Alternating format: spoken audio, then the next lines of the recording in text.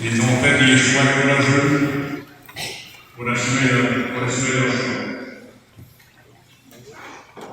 Le courage est également celui de prendre de vos enfants, c'est-à-dire qu'on continuer à vivre sans solitude ou sans un père pour une longue période quand ce n'était pas pour toujours. Et leurs sacrifices n'ont pas été en vain, et ce, tant pour les patriotes de Saint-Denis que pour tous ceux et celles qui ont lutté partout ailleurs. Ils ont contribué à l'avènement de la démocratie qui nous a été apporté par Lord Elgin en 1848, soit 9 à 10 ans. Si à chaque automne, nous célébrons le 11 novembre l'armistice pour les sacrifices des soldats pour conserver la démocratie, nous devons saluer avec autant d'éclat les sacrifices des patriotes de 1837-1838 au Bas-Canada et des réformistes au Haut-Canada qui ont gagné cette démocratie pour la première fois pour le Québec et le Canada. Permettez-moi de souligner la présence de M. Xavier Bassin-Duval, député de Pierre-Boucher du Patriote de la Chambre. M. Jonathan Chalifoux, maire de Saint-Antoine. M. Maurice René, conseiller et représentant de la municipalité de Saint-Marc. M. Maxime Moreau, conseiller et représentant de la municipalité de Saint-Charles. Mme Bruce Lavelle, conseillère et représentante de la municipalité de Saint-Denis. M. Henri Rallon, président de la Société Saint-Jean-Baptiste de Québec. M. Robert Marquet, président de la Société Saint-Jean-Baptiste de Richelieu et Mascot. M. Michel Marchessault, président de la Société d'Histoire de Saint-Antoine. Je salue maintenant M. Louis Pellier, le soin de vous entretenir sur une coutume bien établie. À vous, M. Pellier. La rébellion des patriotes est un événement majeur de l'histoire du Québec et du Canada. C'est un conflit national, politique et social qui tire ses origines de la conquête de 1760 et dont la culmination militaire s'est déroulée en deux phases. La première se passe de novembre à décembre 1837 et la seconde en novembre 1838. Elle est l'aboutissement d'un conflit politique de plus en plus intense entre les autorités coloniales britanniques et la majorité de la population du Bas-Canada.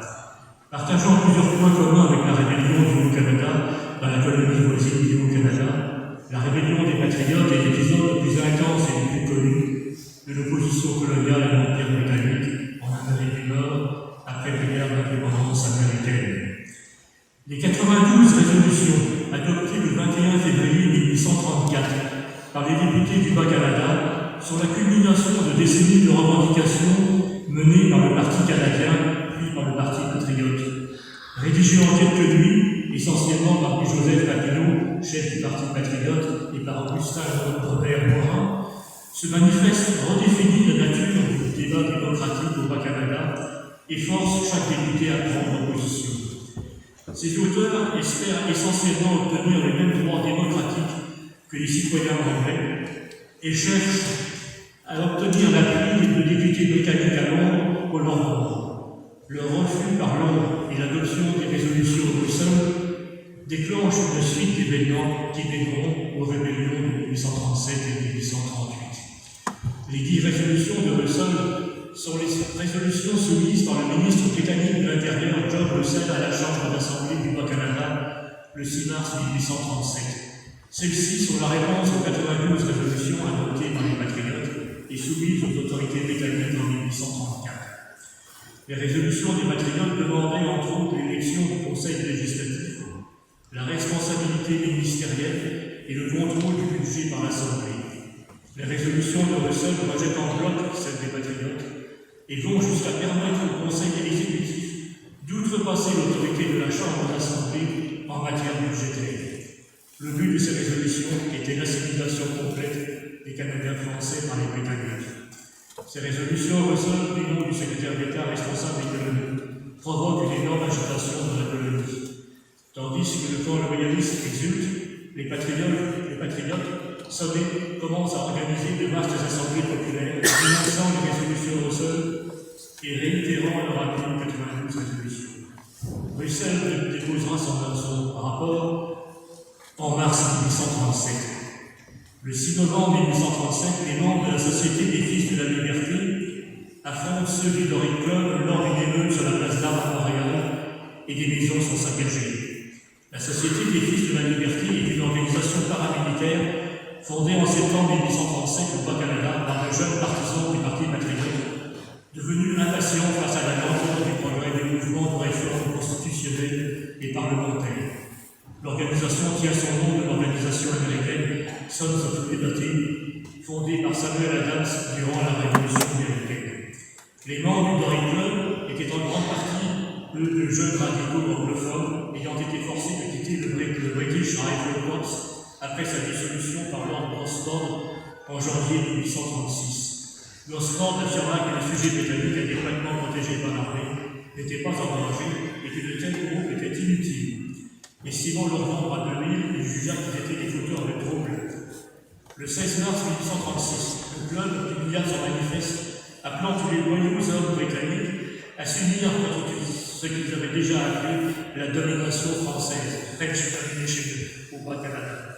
Si nous sommes désertés par le gouvernement britannique et le peuple britannique, plutôt que de se soumettre à la dégradation des sujets d'une République canadienne française, nous sommes déterminés par nos propres armes de droit à aboutir à notre délivrance, dit le vœu du Nord. Les troubles se poursuivent et s'amplifient dans la grande région de Montréal. Le 10 novembre, un peloton de police va disperser un groupe de patriotes armés de piques et de fourches à Saint-Athanas. Le 17 novembre, un escadron de police qui ramène les prisonniers de Saint-Athanas tombe dans une embuscade tendue par des patriotes. Il y a 5 blessés et les prisonniers sont libérés. Le 23 novembre, les troupes anglaises qui veulent déloger les rebelles du Richelieu affrontent les patriotes commandés par Wilfred Nelson et embusqués dans une maison fortifiée du Saint-Denis.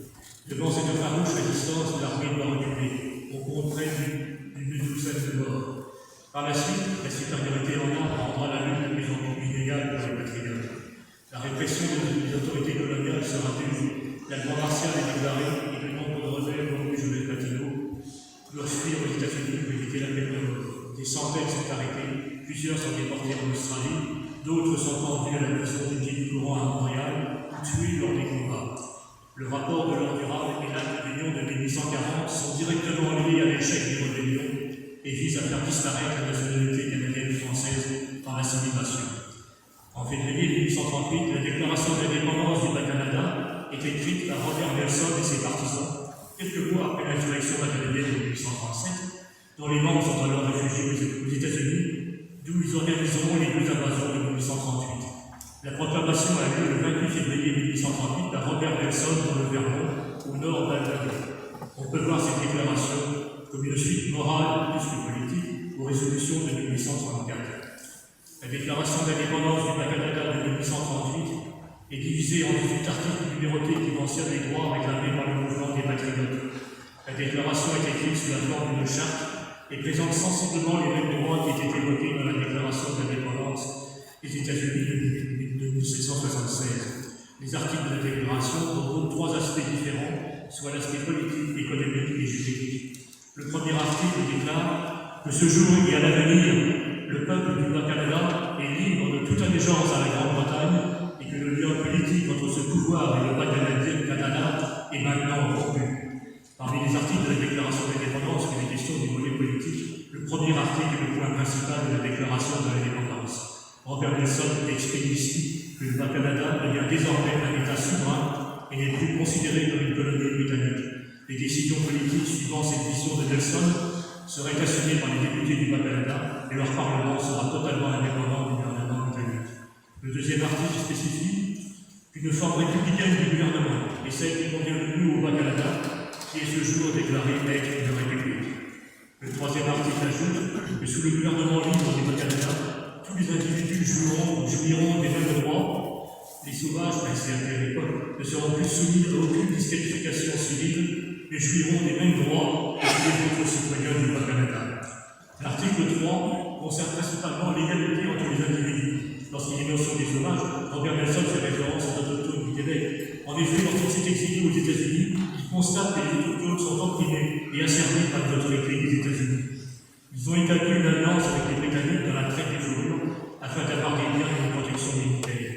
Ainsi, pour obtenir la prise des autochtones du Québec dont les Iroquois habitant près des frontières américaines, comme Kanawake et Kanesitake, Nelson propose que les autochtones bénéficieraient des mêmes droits que les habitants du Bas-Canada. Le 4e article ajoute que toute union entre l'Église et l'État est par la présence déclarée être illicite et toute personne aura le droit d'exercer librement telle religion ou croyance qui lui sera dictée par sa conscience. Ces préoccupations sont assez actuelles comme on peut le constater. Et nous conclurons donc avec Robert Nelson, président de la République du Bas-Canada, et pour l'accomplissement de cette déclaration et pour le soutien de la cause patriotique dans laquelle nous sommes maintenant engagés avec une ferme confiance dans la protection du Tout-Puissant et la justice de notre conduite, nous, par ces présents, nous engageons solennellement les uns envers les autres, nos vies et nos fortunes et notre honneur le plus sacré. Comme disait l'historien bien connu, notre État français est plus long. Ouais.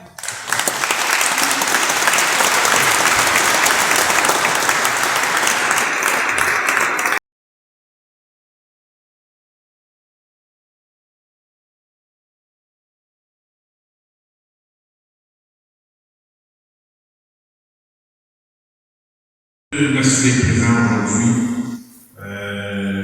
J'imagine que vous avez aimé les interprétations de Manon Vincent. Je tiens à souligner que Manon et toute son équipe sera en spectacle ici, à Saint-Denis, le 8 décembre prochain.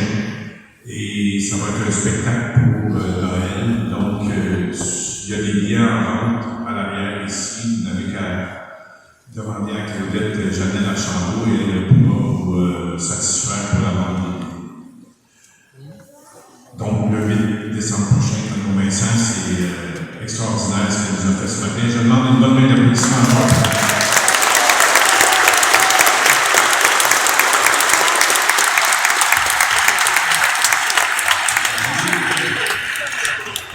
Évidemment, elle est accompagnée de M. François Richard et François.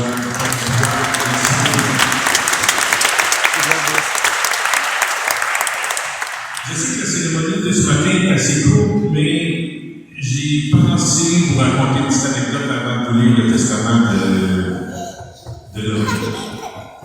Il y a 15 ans environ et 2 mois, on perdait un grand patriote au Québec. En fait, on perdait un monument. Le 25 septembre 2009, Pierre Falardeau nous quittait. Et pour moi, j'ai organisé plusieurs assemblées publiques. Et à chaque fois que je téléphonais à Bernard-Henri, Pierre Falardeau, les deux disaient toujours oui. Mais le 25 septembre 2009, je travaillais à titre informatif à la Pénurie Mont-Royal. Et le matin, c'était un dimanche, je me souviens très bien, on annonce le décès de Pierre Falardeau. Et moi, j'organisais tous les ans un spectacle souverainiste disons, à l'Action de grâce, en ce moment. Mais là, je dis, qu'est-ce qu'on fait? Je finis mon corps de travail, je dis, il faut qu'on fasse quelque chose. Fait que là, je téléphone au Lion d'Or, salle de spectacle connue à Montréal, mais extrêmement difficile à louer, parce qu'elle est prise presque tous les soirs. Je téléphone au monsieur, son nom. Est-ce que c'est possible de louer votre endroit pour Pierre Falardeau? Il dit un instant. Et il dit un instant, le gars dit c'est disponible et c'est gracieuseté de la maison, vous n'avez rien à payer. C'est parfait, merci beaucoup. Donc, j'ai la salle du Lion d'Or, mais là, moi j'ai un talent, c'est d'essayer de rassembler des gens pour remplir des salles, mais monter un spectacle, je suis pas je suis capable, mais c'est pas possible. Donc, il me vient une idée en tête, je téléphone à Denis Toulet, ici présent. Je dis à Denis, écoute, Denis aussi, il vient d'apprendre la mort de Pierre. Et Denis, c'est un disons, c'est comme les lois de la main. Pierre Falardeau joue dans plusieurs de ses films. Bon. Je dis, Denis, j'ai la salle du Lion d'Or, puis je vais la remplir, mais ça prend quelqu'un pour monter le spectacle. Donc, je dis, laisse-moi ça dans les mains, je t'arrange ça. Donc, ça fait 15 ans et 2 mois, le 25 septembre, le 24 novembre. Merci encore. 15 ans plus tard, Denis, merci encore une fois, parce que ça a été une soirée mémorable.